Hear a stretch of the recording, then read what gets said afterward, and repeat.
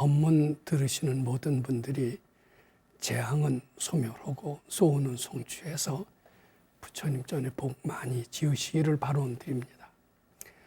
이번 시간에는 지난 시간에 이어서 금강경 제29분에 부처님께서 우리한테 어떤 메시지를 주었느냐, 금강경 29분이 우리한테 뜻하는 바가 무엇이냐, 그것을 우리 실생활에 우리가 어떻게 활용할 수 있느냐, 이런 점을 가지고 말씀드려 보도록 하겠습니다. 우선 금강경 29분을 지난 시간에도 말씀드렸지만 그 핵심되는 요지를 지금 다시 한번 복습해 보고자 합니다. 부처님께서는 룸빈이라고 하는 인도 서북 쪽에 태어나셨지만 그 활동 무대는 굉장히 넓었어요. 인도가 굉장히 넓은 나라인데 저 남쪽의 스리랑카까지 수만리가 되는 그러한 인도 전역을 49년 동안 왔다 갔다 하시면서 설법을 하셨고, 피곤하실 때는 식사도 하시고 잠도 주무셨어요. 그럼 보통 사람들이 보기에는 오시고 가시고 앉으시고 누우시는 게 분명히 보여요. 그런 현실을 그대로 오셨다 가셨다 앉으셨다 누웠다 하는 것은 우리 눈에 보기엔 너무나 당연해요. 그런데 그런 사람은 부처님의 뜻을 제대로 해석하지 못한 것이다, 중생의 특징이다, 이렇게 딱 했어요. 여기서부터 우리 한 대 얻어맞는 기분이 드는 겁니다. 그럼 어떤 사람이 부처님의 뜻을 잘 해석하는 사람이냐? 부처님은 너희들 보기에는 오시는 데가 있는 것 같지만 오시는 데도 없는 거고 또 가시는 데도 없는 이런 분이 부처님이다, 이렇게 보는 사람이야말로 지혜로운 사람이고 깨친 사람이니라, 이렇게 금강경 29분에 얘기하셨어요. 자, 우리는 이왕이면 보살이 되고 싶고 깨친이가 되고 싶어요. 근데 깨친이가 되려면 부처님을 오고 가고 이렇게 봐서는 안 되죠. 네. 야, 이러니 이게 참 깨친이가 되기도 어렵네요.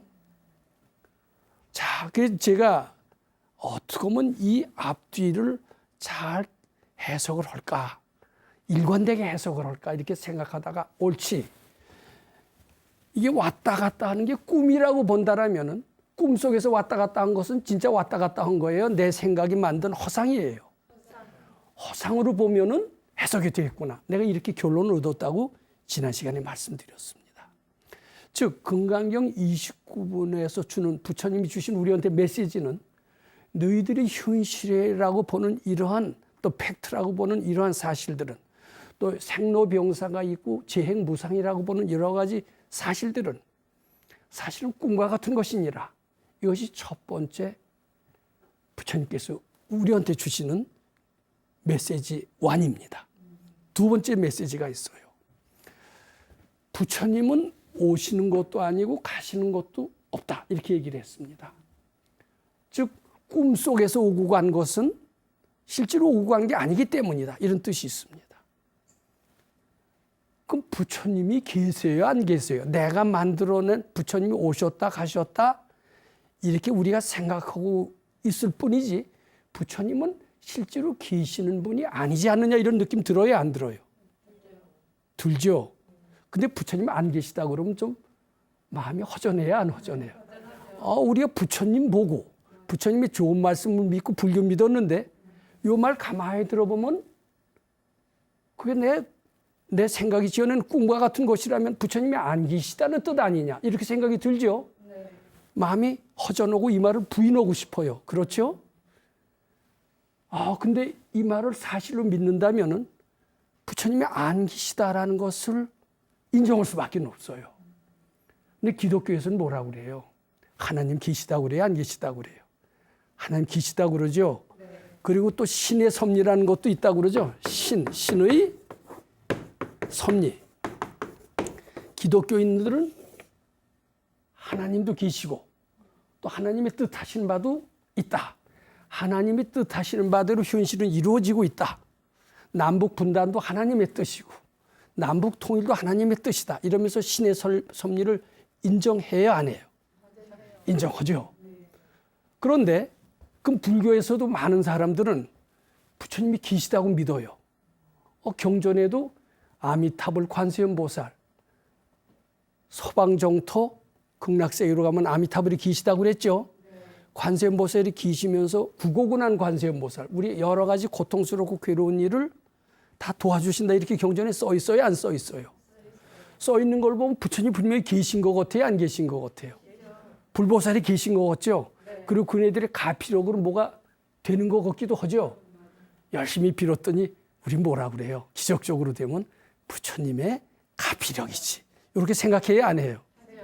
그러니까 신의 섭리가 있다라는 것은 기독교에서도 그러지만은 그건 기독교의 전유물이 아니라 불교에서도 그렇게 생각하는 사람들이 많습니다. 그렇습니까? 안 그렇습니까? 많아요. 이게 부처님의 뜻이지. 부처님의 뜻대로 살지. 우리도 그런 소리 잘해요, 안 해요? 잘해요. 근데 요 구절과 요 구절이 서로 이율배반적, 서로 상치가 돼요. 그렇죠? 요 구절을 인정하면 부처님이 안 계시다가 되고, 지금까지 우리가 불교를 믿어왔던 선입견으로 보면 요 얘기가 맞는 것도 같아요. 그럼 어떤 게 정답일까? 어떤 식으로 우리가 살아야 될까? 어떤 식으로 살아야 할지 아직 모릅니다. 근데 이런 식으로 살다 보면 우리는 부처님께 의지할 수밖에 없죠. 그래요, 안 그래요? 부처님이라는 분이 계시고 거기 뜻을 따르려는 또 우리 스스로를 창조주라는 생각을 잃어버리게 되죠. 그렇죠? 그건 분명합니다. 어떤 식으로 살아야 될지는 우리 아직 몰라요. 많은 분들은 요 식대로 살고 있어요. 많은 불교를 믿는 이들, 기독교를 믿는 이들은 다 이런 식으로 살고 있어요. 근데 금강경식이 어떤 식인지 모르지만 금강경식에서는 이런 식으로 살라고 하질 않아요. 부처님 안 계시다. 너희가 바로 부처니라. 너희가 선택하는 대로 현실이 되는 것이다. 너희가 남북 분단을 선택했기 때문에 너희들은 남북 분단의 나라에 태어나게 되어 있는 것이다. 너희들이 죽겠다고 하니까 죽는 것이지 너희들이 죽는 것이 부처님의 섭리가 아니다. 이렇게 얘기를 하고 있습니다. 평소에 그렇게 생각했어요? 지금 처음 들어봐요. 처음 들어보는 것 같죠? 이 금강경은 재미가 없는 것 같아요. 어때요? 이쪽을 따르는 게 내 마음엔 맞죠? 요거 마음에 맞는 사람은 발근이가 뭐라고 그러는 줄 아세요? 너희들은 아직 어디에 의지하고 싶어 하느니라. 너희들은 스스로 위대한 창조임을 모르고 있는 것이니라. 이렇게 얘기를 합니다. 그렇게 살아도 나쁘지는 않다. 안 믿는 것보다는 나쁘지는 않다. 그렇지만 너희들이 위대한 창조주고 전지전능한 그런 스스로의 자각에서는 멀어지고 위대한 창조주가 되고 부처가 되는 길에서는 멀어지는 것이다. 이렇게 얘기를 하고 있습니다. 자, 그렇다면은 우리는 좀 어렵더라도 금강경식의 가르침으로 나가시는 수밖에 없습니다. 자, 여기 굉장히 중요합니다.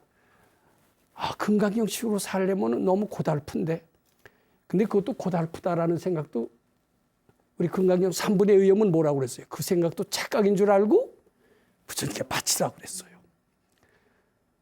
제가 지난 시간에 그랬습니다. 그 착각인 줄 알고 바쳤더니 처음에는 착각이 아닌 것 같고 꼭 현실로 알았는데 바쳐보니까 정말 착각인 줄 알게 됐고 부자유에서 벗어나게 됐다는 말씀을 지난 시간에 드렸습니다.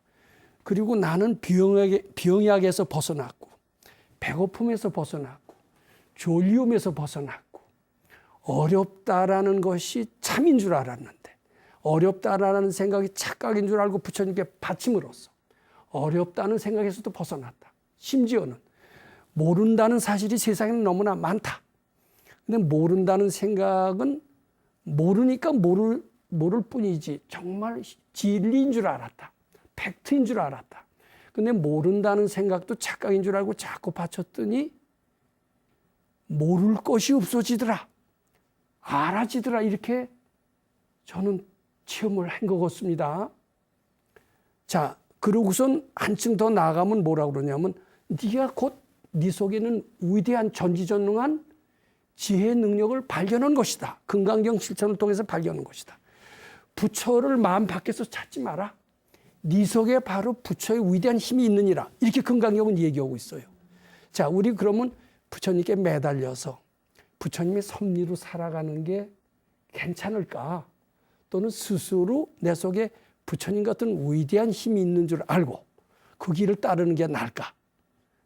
자, 우리 잘 생각해 봐야죠. 근데 제가 지금 금강경 29분이 주시는 부처님의 말씀에 의하면은 너희들은 나한테 의지하고 부처님의 가피력을 바라고 이렇게 지내는데 또 부처님의 섭리가 있다라고 부처님이 뜻하시는 바가 있다라고 그렇게 생각을 하고 있는데 너희들은 내가 부처님의 내가 뜻하는 바가 있는 게 아니다.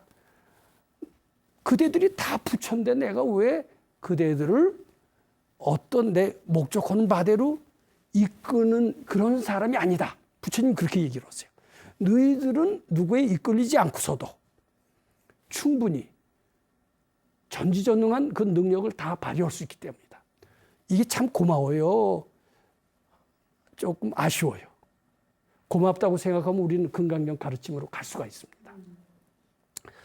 자, 우선 그래서 제가 지금 금강경 29권에 부처님께서 주시는 메시지가 두 개 있다고 그랬어요.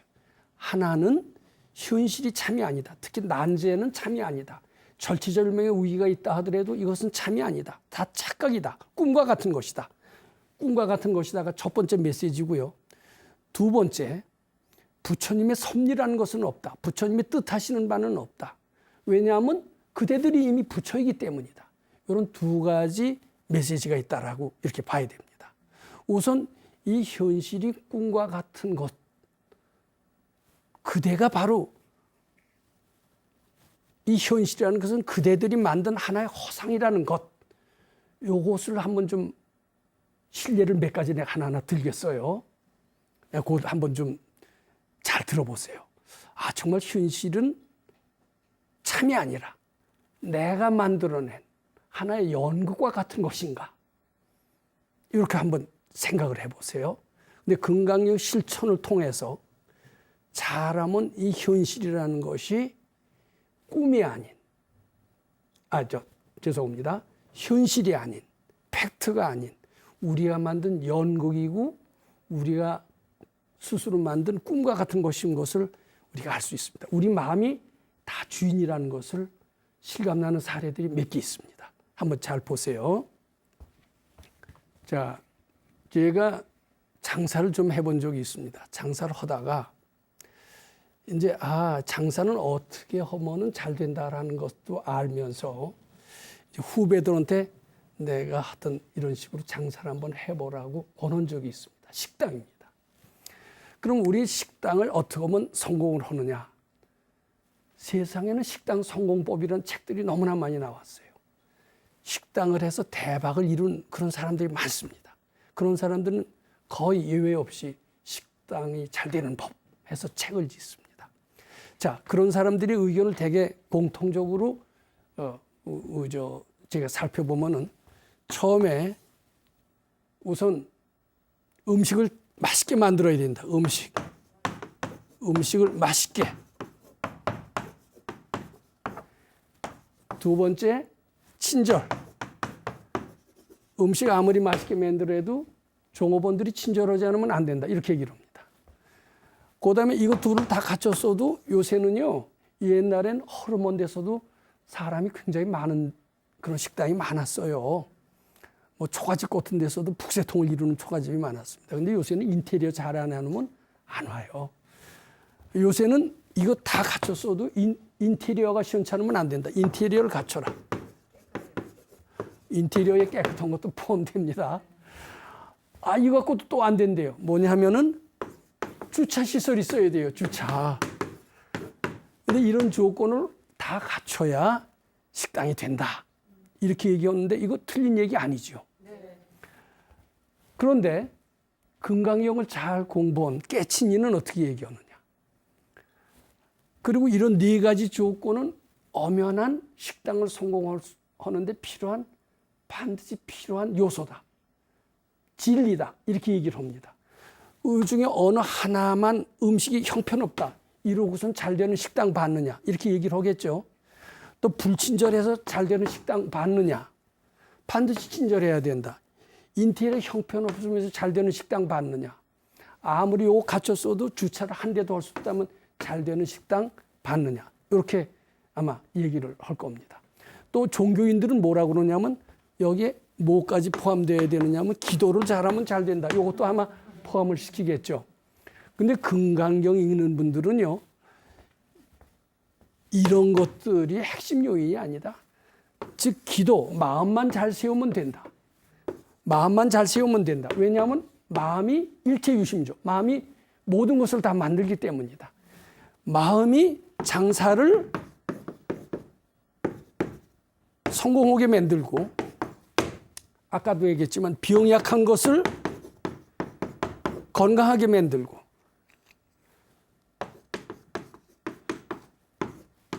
병약을 건강하게 만든 그런 얘기를 내가 지난 시간에 했습니다. 그 다음에 안 되는, 불가능을 가능으로 만들고. 이게 뭐냐? 그리고 지옥을 뭐로 만들어요? 극락으로 만드는 것이 다 마음이다. 이런 현실적인 여건이 아무리 좋아도 어때요? 부귀영화를 다 누리고 있어요. 그런데 자기 마음이 지옥을 만드는 사람은 아무리 부귀영화 넘쳐도 그 삶이 어떨까요? 지옥이죠. 제일 중심이 뭐예요? 마음인 거예요. 에이, 그래도 그렇지. 역시 돈도 있어야지. 우리는 그렇게 생각을 합니다. 실제로 장사를 해본 사람입니다. 경험입니다.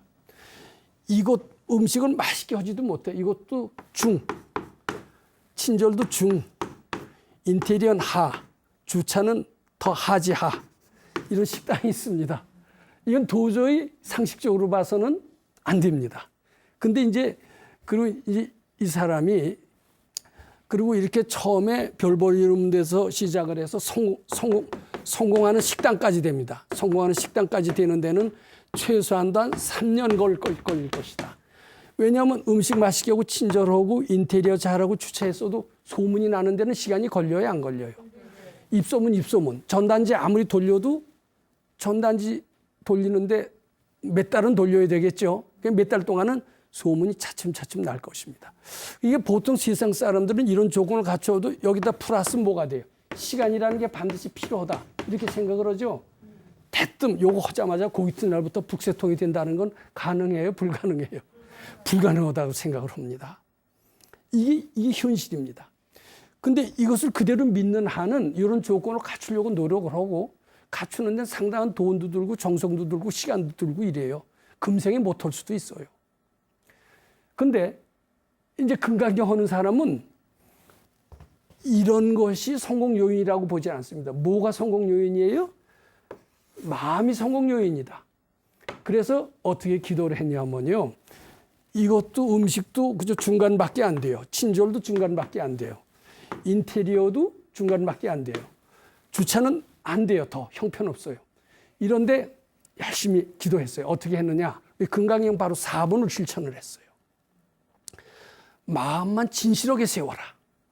마음을 이기적인 마음을 먹지 마라. 부처님 시봉하는 마음으로 장사를 하더라도 네 장사에서 많은 이익을 남겨서 네가 부자가 되려는 그런 마음을 내지 말고 장사해서 돈 벌어서 내 처자식 잘 먹이고 이렇게 하지 말고 부처님 기쁘게 해드리기 위해서 장사할 마음을 내어라. 이게 이제 금강경 4번의 무주상 보시 정신입니다. 어떤 사람이 이런 거 다 열악한 조건을 갖추고 있었지만은 그 말씀만 믿고 이 장사 잘해서 돈 많이 벌어서 내가 잘 먹고 잘 사는 게 아니라 불사를 큰 불사 이룩하고 부처님 기쁘게 해드리길 바로 하고 자꾸 원 세웠어요. 열심히 하루만 너무 좋게요. 진실로 하루 했더니 그냥 급속도로 늘기 시작하는 거예요. 얼떨떨해요? 안 얼떨떨해요? 얼떨떨하죠? 아, 이게 지금 내가 이거 부처님의 가피력이에요. 이 금강경은 부처님의 가피력 인정 안 한다고 그랬죠. 지 마음을 진실하게 하면 그대로 되는 거예요. 실례입니다. 요새 코로나 바이러스 때문에 특히 요식업, 숙박업은 완전히 아주 문 닫는 데가 속출합니다. 그럴까요? 안 그럴까요? 당연히 지금 제일 힘든 게 식당이에요. 또 숙박업. 거기 코로나 환자가 갔다 오면 위험하죠. 그러니까 안 가요. 우리 동네에서도 목욕탕 하는 거 다 문 닫고 이랬어요. 근데 그 중에 한 사람이요. 매출이 그냥 제로로 되더래요. 거의. 그래서 문을 닫을까 말까. 하루쯤 닫았다가 아유 안 되겠다 그래서 열었어요. 그리고 그때부터 이제 건강력을 읽는 겁니다. 잘 보세요. 평소 때보다 더 잘 돼. 평소 때 그게 한 60억인가 하는 호텔인데 100억을 줄게 지금 팔려고 그래요. 사람들이 왔어요. 자, 그게 뭐냐면 이런 것들이 요인이 아니다. 부처님을 향하는 진실을 뗀 마음. 이것이 장사를 성공하는 요인이라는 것을 우리가 알 수가 있습니다. 이것이 첫 번째입니다. 이건 내 주위에서 당장 내가 시켜본 사람의 체험 사례입니다. 진실한 마음이 성공의 요인이다. 부처님 시봉은 이기적이 아닌 부처님 받들겠다고 하는, 부처님 기쁘게 해드리겠다는 진실한 마음이 모든 것을 움직인다. 아무리 음식이 시원찮고 해도 그렇더라. 근데 이게 이상해요. 이런 것들이 쭉 해서 소문이 나려면 몇 달 걸리는데 몇 년 걸릴 수도 있어요. 10년 만에 되는 수도 있어요. 근데 진실로 해보세요. 소문은 누가 소문 안 났는데도 부처님이 시켰는지 어쨌는지 그냥 사람들이 구름같이 몰려드는 거라. 이상해요, 안 이상해요. 근데 이런 일이 너무나 많기 때문에 나는 이것을 엄연한 현실로 받아들입니다. 두 번째, 이제 세상의 성공입니다. 그 다음에 절체절명의 위기예요. 절체절명의 위기 때 벗어나는 길이 있어요, 없어요? 없죠. 근데 이게 언제 어떻게 벗어나느냐면 내가 언제 그 법문 시간에 얘기했을 거예요. 당장 이제 기찻길을 걸어가는 어떤 사람이 있습니다. 근데 기차가 뒤에서 안 올 줄 알고 철길을 건너죠. 근데 중간에 가다 보면 어때요? 저쪽에서 기차가 오는 거예요. 그럼 밑엔 뭐예요? 강물이에요. 강물로 떨어지든가 그렇지 않으면 기차에 받치든가. 누가 그래요? 살짝 엎드려서 레일에 누워있으면 살 수도 있지 않습니까? 살 것 같아요. 미리 겁나서 죽어요. 그때 사는 방법이 뭘까? 내가 그때 퀴즈 문제처럼 냈는데 사는 방법 없어요. 단 한 가지, 꿈이라면 살아요. 그럴까요, 안 그럴까요? 꿈이면 삽니다. 근데 실제로 세상 살다 보면 절체절명의 위기가 너무나 많아요. 실제로 불경에 나온 난 절체절명의 위기에서 부처님이 향해서 살아난 그런 케이스를 꽤 알고 있습니다. 근데 이제 우리 불경 속에서 나온 하나의 예화를 드는 것이 더 실감 날 것 같아서 예를 듭니다. 아난존자라고 다 알죠. 부처님의 시자입니다. 부처님을 뭐 20년인가 30년 그림자처럼 따라다니면서 나중에 불경을 편집할 때 기억력이 뛰어나서 그걸 다 기억을 해서 불경 편집의 1등 공로자, 이것을 아난존자라고 얘기를 합니다. 담은 제일 아난존자. 많이 듣고 기억을 잘해요. 아난존자인데 참 진실하고 아주 불심도 깊고 이런 아주 또 인물도 아주 좋았던가 봐요. 근데 이제 학으로 탁발을 하러 나갔는데 인물 좋은 게 너무 병이라 어떤 집에 탁발을 하러 갔더니 어떤 처녀가 딱 보자마자 첫눈에 반했어요. 반한 정도가 아니라 저희 없으면 못 살 것 같아. 그래서 아마 염치를 불고고 프로포즈를 했다라는 거 같죠. 내가 기억을 잘 못했는데 능엄경에 나오는 얘기입니다. 그랬더니 이 부처님의 상수제자가 그 얘기를 들을까요, 안 들을까요? 어림도 없죠. 안 듣죠. 단칼에 거절을 했겠죠. 그랬더니 이 처녀가 그래도 이에 대한 사랑을 잊을 수가 없어서 자기 어머니가 신통이 있어요. 요술을 잘 부리는 사람이에요. 이게 자기 어머니의 힘을 빌려서 아난존자하고 결혼을 하고 싶은 거예요. 어머니, 좀 미치겠습니다. 죽겠습니다. 저희하고 어떻게 결혼하게 해주셨으면 좋겠습니다. 그리고 딸이 간청을 하는 거예요. 근데 그 엄마가 마탕기라고 그럽니다. 마등가라고 하는 이제 요술을 잘 부리는 사람인데 가만히 보면 부처님 제자 건드렸다간 큰일이거든요. 자기가 벌 받을 것도 같아요. 근데 자기 딸의 딱한 심정을 생각하면 애미로서 가만히 있을 수가 없어요. 그래서 딸의 소원을 들어주려고 이제 안한존자한테다가 주술을 겁니다. 주술 아시죠? 주문으로 외워요. 그래갖고 막 주술을 거니까 이제 안한존자가 갑자기 정신이 이상해요. 그러면서 그 마탕기라는 방 안으로 쓱 들어가더니 그 딸한테 접근을 하더니 가사를 벗고 파괴를 하려고 하는 거예요. 그 요술의 힘이 그렇게 위력이 있나 봐요. 그럼 안한존자도 뭐에 홀린 듯이 자기도 모르게 갔지만 막상 파괴를 할 때쯤 돼서는 어떡할까요? 큰일 났다는 생각이 들까요? 안 들까요? 큰일 났다는 생각이 들지만 자기 힘이 있어요? 없어요? 그 주술의 힘이 더 크죠? 주술의 힘에 의해서 저희는 속수무책으로 끌려 들어가는 거예요. 끌려 들어가면서 큰일 났지만 속수무책으로 끌려 들어가. 이게 다 전생의 업이 막 그렇게 만든 걸 겁니다. 주술의 힘도 뛰어나지만 사실은 알고 보면 다 인과응보라. 전생의 어떤 그 허물이 그렇게 만들어가는 겁니다. 그때 안한이 부처님 하는 거예요.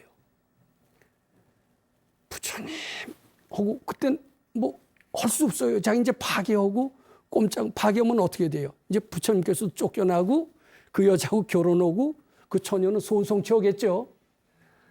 부처님 하니까 이게 부처님한테 전달이 돼요. 부처님 무심하고 있으시죠. 늘 우리 제자 안한이 어디로 탁발하고 갔나 그게 관심이 있으실까요? 평소엔 무심하고 계실까요? 무심하시죠.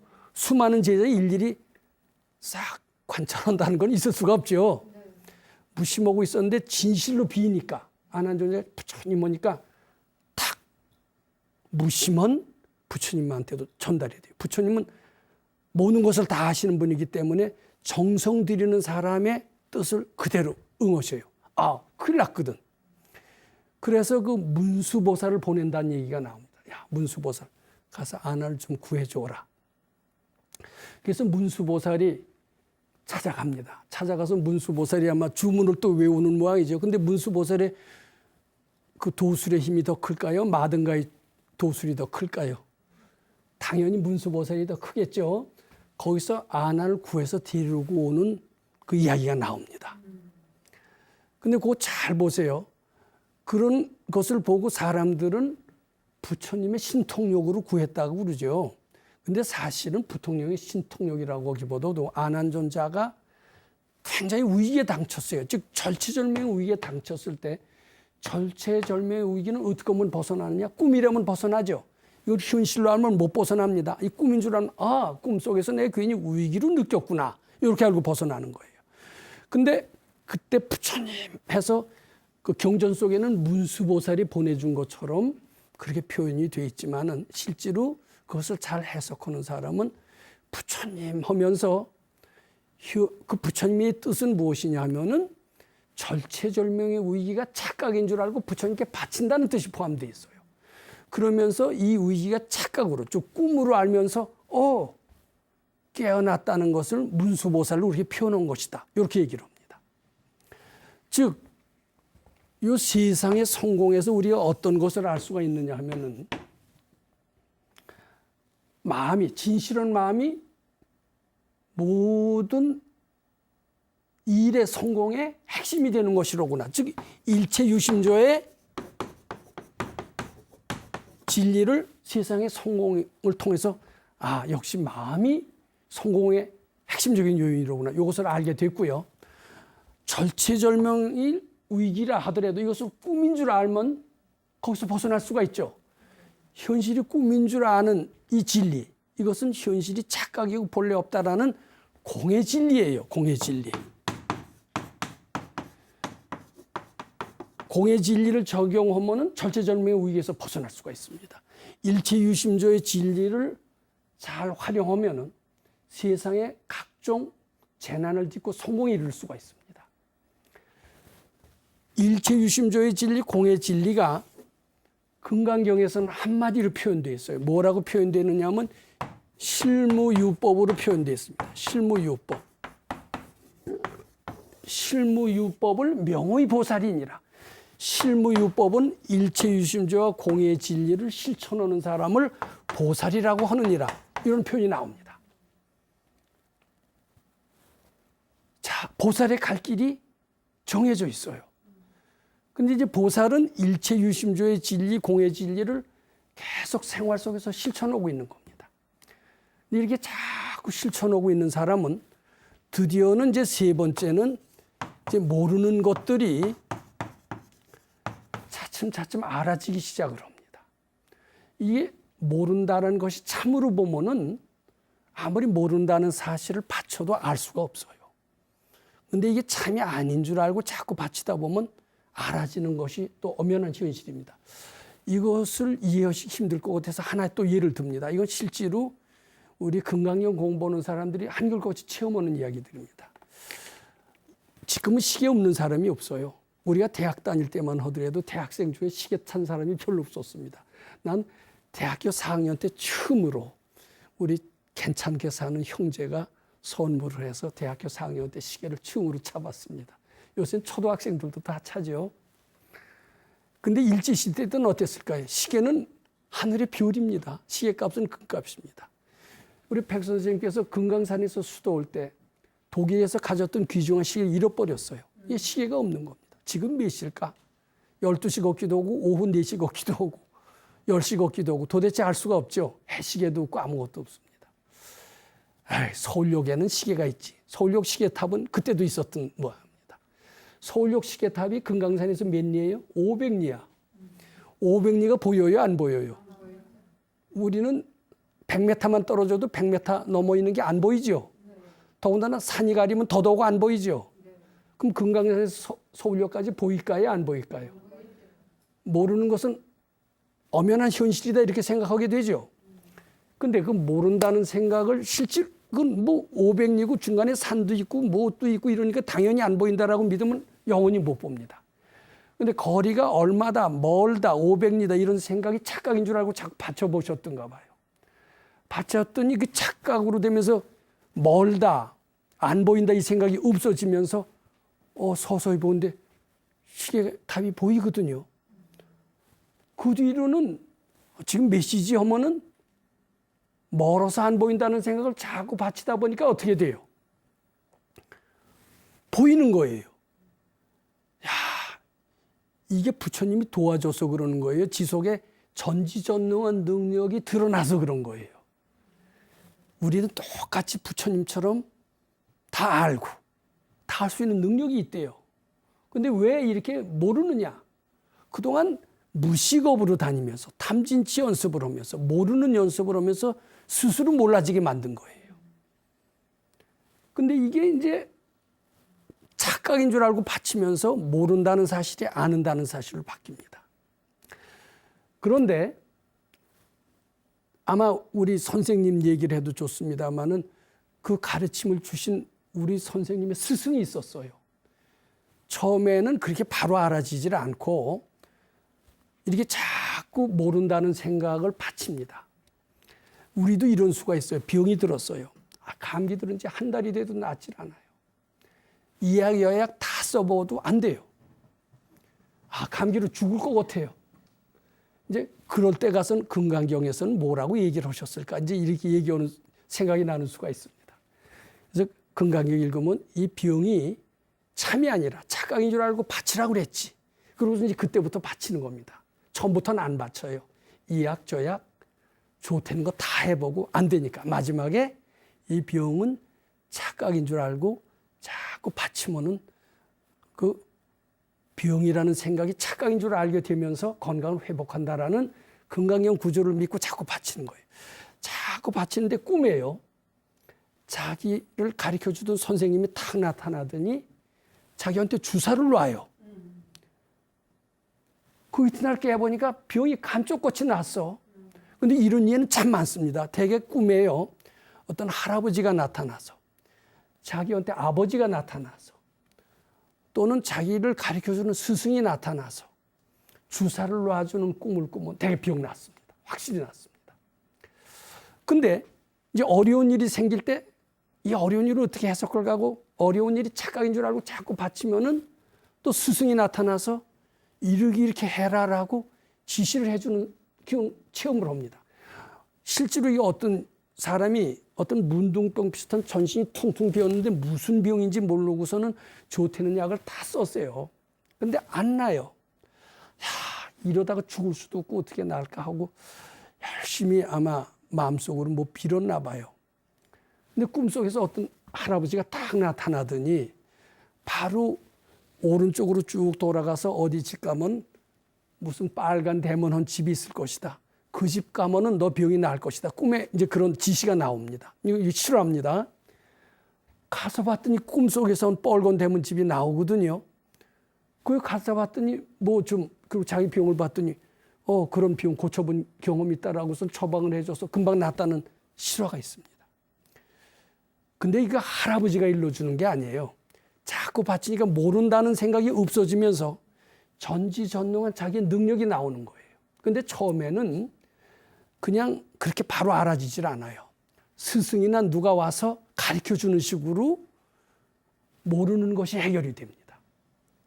우리도 공부를 하다 보면요, 우리 스승이 법문 꿈에라도 나타날 수가 있어요. 꿈에라도 스님을 보거나 자기 스승을 보면은 길몽이라고 그럽니다. 근데 꿈에 부처님 보는 건 절대 길몽이 아닙니다. 꿈에 스님을 보거나 자기를 법을 가르쳐주는 스승을 보기만 해도 마음이 편안해지면서 재앙이 소멸되는 체험을 합니다. 근데 그가 나타나서 법문을 해줘도 법문대로 하면은 또 재앙이 소멸되고 소원이 성취되는 수가 있습니다. 그러면 꿈에 그이가 오는 걸까요? 내가 부처님 향하는 했을 때 부처님 광명이 오는 걸까요? 그 사람이 오는 걸까요? 처음에는 사람이 오시는 걸로 알았어요. 그래서 물었어요. 선생님, 어젯밤에 제 꿈속에 오셨죠? 꿈속에 오셔서 저한테 법문해 주셨죠? 이렇게 지시해 주셨죠? 이렇게 물어볼 수가 있죠? 네. 난 모른다. 그분은 모르세요. 또 이제는 내가 성장했어요. 어떤 도반들이 그래요. 꿈에 날더러 법사라고 그러니까 법사님이 어제 꿈에 오셔서 이렇게 얘기를 해 주셨는데 법사님 말 들으니까 뭐 어려운 게 해결됐네요. 이렇게 얘기할 수 있어요. 그러면서 법사님 어제 우리 집에 꿈이 뭐 변신해서 나타나시지 않았습니까? 난 몰라요. 그럼 내가 간 거예요? 자기 부처님 향하는 광명이 스스로 나를 오게 만든 거예요. 오게 만든 거죠? 자, 이제 정리를 해봅니다. 근데 그 부처님 열심히 향하고 올라오는 생각이 착각인 줄 알고 바치면은 어려운 난제 대신에 부처님이 대신 내 마음속에 올 거 아니에요? 부처님 광명이 오죠. 그 광명이 스승의 모습으로 오는 수가 있어요. 근데 서가열애 같은 부처님은요, 어디 룸비니에서 태어나셔서 여러 군데로 다니면서 자기 의도적으로 법문을 하신 것 같죠. 그 사람들은 뭐라고 그러냐면 사람들을 중생을 구원해 주시기 위해서 가셨다고 그럽니다. 부처님도 어떤 자비의 마음이 있어서 중생 제도하기 위해서 여기저기 다녔다라고 얘기를 하십니다. 근데 절대로 부처님은 중생을 딱하게 여겨서 가엽게 여겨서 그네들 구제해 주기 위해서 우리 같다라고 생각을 하고 많은 경전 해설가, 법사들, 스님들이 그런 식으로 해석을 합니다. 근데 부처님은 뭐라고 얘기했느냐? 무소종래매 영무소고일세. 나는 갈 데도 없고 간 곳도 없다. 올 때도 없고 올 때도 없다. 이렇게 얘기를 하는 겁니다. 부처님이 어디를 많이 가셔서 설법도 하시고 질문하실 때 대답도 해줍니다. 그렇지만 실제로 부처님은요, 내가 한마디도 한 적이 없느니라. 무소소리신이다. 우리 금강경 13분에서 배웠어요. 어떤 신의 섭리가 있는 게 아니라 너희들 자비롭게 해주는 게 아니라 너희들이 그렇게 간절히 부처님을 향하기 때문에 간절히 향하고 바쳤기 때문에 스스로 너네들의 지혜의 힘으로 법문을 듣게 되는 것이다. 그런 간절한 마음이 있을 때 나는 저절로 그대들 앞에 나타나게 된 것이지 내가 그네들을 구제해 주기 위해서 그네들을 자비심으로 딱하게 여겨서 그네들의 앞에 나타나서 설법을 해서 그대들을 구제해 준 것이 아니니라. 내가 그네들 앞에 나타나는 것은 그네들의 간절한 원력이 스스로 불러오게 한 것이니라. 나는 간적도 없고 온적도 없고 설할 것이 있는 것도 아니니라. 이렇게 금강경에서는 얘기하고 있습니다. 어떤 신의 의지가 있는 게 아니라는 겁니다. 내가 거기 간 것도 너희들이 불러서 저절로 내가 거기 나타난 것이지 어떤 사심이나 개인적인 뜻이 하나도 없다. 이렇게 보면 됩니다. 제가 그것을 세상의 성공에 비유해서 말씀을 드렸고 절체절명의 위기에서 안한존자가 벗어난 얘기를 했습니다. 안한존자가 벗어난 것은 부처님이 자비롭게 여겨서 문수보살을 보냈다고는 써 있지만은 사실은 발근이가 해석할 때는 부처님이 자비롭게 해석한 게 아니라 안한존자가 부처님 절체절명의 위기 때 부처님 향하는 그 마음이 위기가 착각인 줄 알고 그것이 소멸됨으로써 지속에 있는 능력이 나타난 것이 문수보살을 보낸 것처럼 그렇게 표현되어 있을 뿐이고 실제로 부처님은 보낸 것도 없고 어떤 의지도 없고 얘기하고 싶은 것도 없을 뿐이다. 그네들의 원에 따라서 이 세상은 이루어진 것이고 부처님은 실제로 존재하지 않는 것이나 마찬가지다. 이렇게 얘기하고 있습니다. 자, 이렇게 된다면 금강경 29분이 부처님께서 우리에게 주시는 두 가지 메시지. 하나는 이 현실은 참이 아니다. 그대 진실을 뗀 마음이 다 만드는 것이다. 세상의 성공도 절체절명의 위기에서 벗어나는 것도 그네들의 진실된 마음이 다 만드는 것이다. 이런 하나의 메시지를 발견할 수가 있고 또 부처님은 기시는 분이 아니다. 세상에서 기적이라고 하고 신의 섭리라고 하는 것도 알고 보면은 부처님이 실제로 그렇게 된 것이 아니라 그네들의 간절한 소원의 힘, 부처님께 바치는 건강의 실천의 결과가 부처님이 오는 것처럼 보이기도 하고 가는 것처럼 보이기도 하지만은 실제로는 오고 가는 것이 아니라 그네들이 받는 부처님 광명이 그렇게 느끼게 하는 것뿐이니라. 부처님은 안이 계시고 그네들이 곧 부처이니라. 이런 메시지가 금강경 29분에 있다. 이렇게 말씀드리고자 합니다. 감사합니다.